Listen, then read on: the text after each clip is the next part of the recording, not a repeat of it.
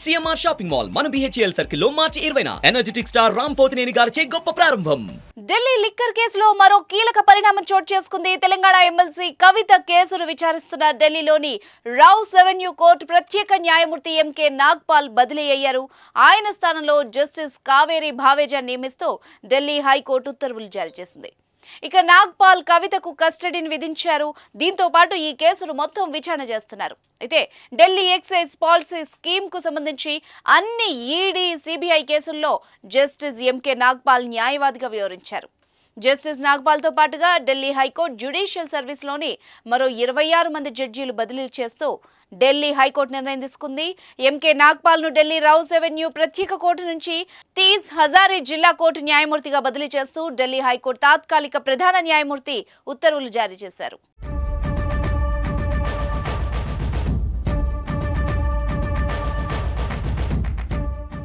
అయితే అనూహ్యంగా కవిత కేసును విచారిస్తున్న జడ్జి నాగ్పాల్ బదిలీ కావడంపై జోరుగా చర్చ జరుగుతోంది. మరోవైపు కవిత తన అరెస్ట్ అక్రమం అంటూ సుప్రీంకోర్టులో కేసు వేశారు. అందులో లోపాలున్నాయని సుప్రీంకోర్టు పేర్కొనడంతో దాన్ని సరిదిద్దుతూ కొత్తగా పిటిషన్ దాఖలు చేసే పనిలో కవిత లాయర్స్ ఉన్నారు. ఇక ఈ నెల 25వ తేదీ వరకు కవితకు కస్టడీ విధించారు.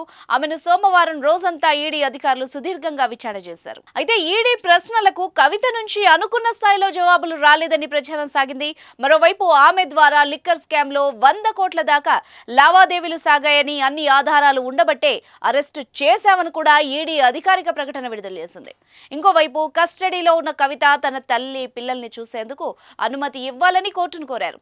ఇలా కవిత కేసు తెలంగాణలో హాట్ గా ఉండగా జడ్జి బదిలీ కావడం మాత్రం సంచలనం రేపుతోంది. లిక్కర్ కేసులో ఇప్పటికే ఢిల్లీ మాజీ ఉప ముఖ్యమంత్రి మనీష్ సిసోడియా, ఆప్ రాజ్యసభ సభ్యుడు సంజయ్ సింగ్, ఎమ్మెల్సీ కవిత వంటి ప్రముఖులు అరెస్ట్ అయ్యారు. సిసోడియా, సింగ్ జ్యుడిషియల్ కస్టడీలో ఉండగా కవిత ఈడీ రిమాండ్లో ఉన్నారు. లిక్కర్ స్కామ్ కేసులో ఆరోపణలు ఎదుర్కొంటున్న బీఆర్ఎస్ ఎమ్మెల్సీ కవితను 4వ రోజు ఇవాళ ఎన్ఫోర్స్మెంట్ డైరెక్టరేట్ అధికారులు విచారించనున్నారు. ఢిల్లీలోని ఈడీ కేంద్ర కార్యాలయం ప్రవర్తన్ భవన్ లో కవితను విచారిస్తున్నారు. లిక్కర్ పాలసీ, మనీ లాండరింగ్ కేసులో కవిత పాత్ర, 100 కోట్ల ముడుపులు, సౌత్ గ్రూప్ పాత్ర, సిసోడియా, కేజ్రీవాల్ తో ఒప్పందాలు సహా నిందితులు ఇచ్చిన వాంగ్మూలాలపై అధికారులు కవితను ప్రశ్నిస్తున్నారు. రోజులో 6 నుంచి 7 గంటల పాటు సీసీటీవీ పర్యవేక్షణలో కవితను ఈడీ అధికారులు ప్రశ్నిస్తున్నారు. లిఖిత పూర్వకంగా, మౌఖికంగా కవిత నుంచి వివరాలు సేకరిస్తున్నారు.